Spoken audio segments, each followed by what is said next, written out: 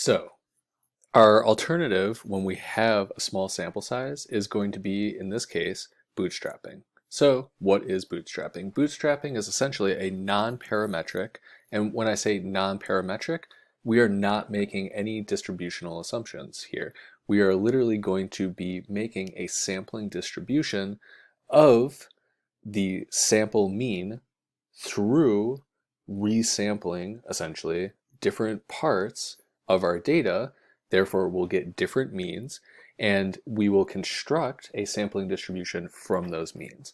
Now, this allows us to have, again, valid standard errors, valid confidence intervals, hypotheses tests, all without making any assumptions of normality, right? Because we are literally sampling the distribution of the mean. But this forces us to make an assumption. And the assumption here is that the sample data is providing us a reasonable representation of the data from which the population came from, or essentially the population that exists in the data.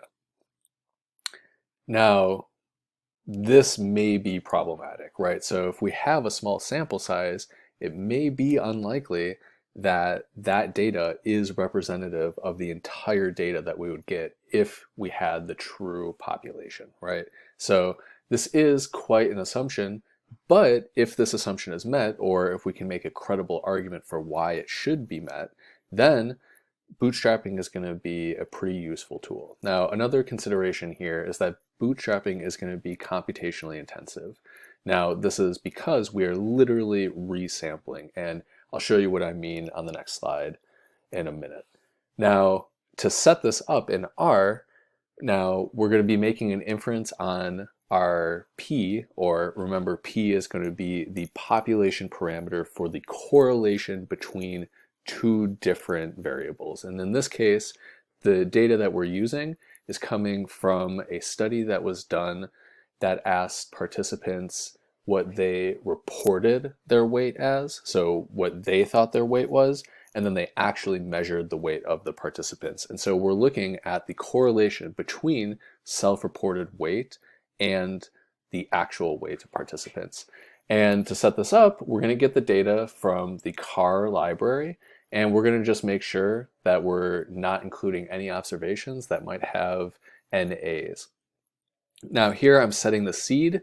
I like to do 1, 2, 3, 4, 5. It can be anything you want, but it has to be something that you are going to remember and something that somebody else could plug in, and that way they're going to get the exact same results that you do. Because when we go to the next line here and we do sample, what we're doing is we are, quote, randomly sampling 50 observations from all of the possible observations in our exercise data set. Now, when I say, quote, randomly, it's not really random. There's a bunch of different random number generators that R uses. And so when you set seed to whatever it is, it's choosing basically what order those random number generators are going to go in. And that's going to basically determine whether or not someone can replicate the exact sampling procedure that you did.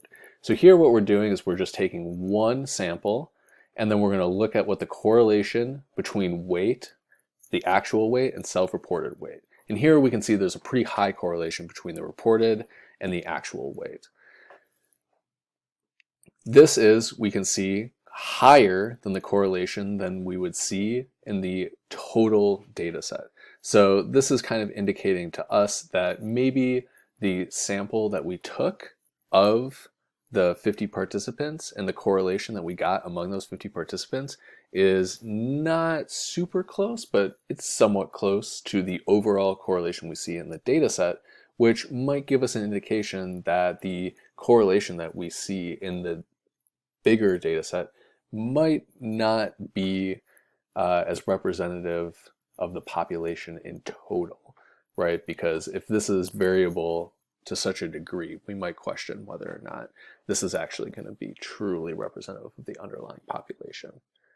Now, in the next module, we're going to take a look at the bivariate relationship of these, as well as walk through the actual steps of how we construct bootstrapping.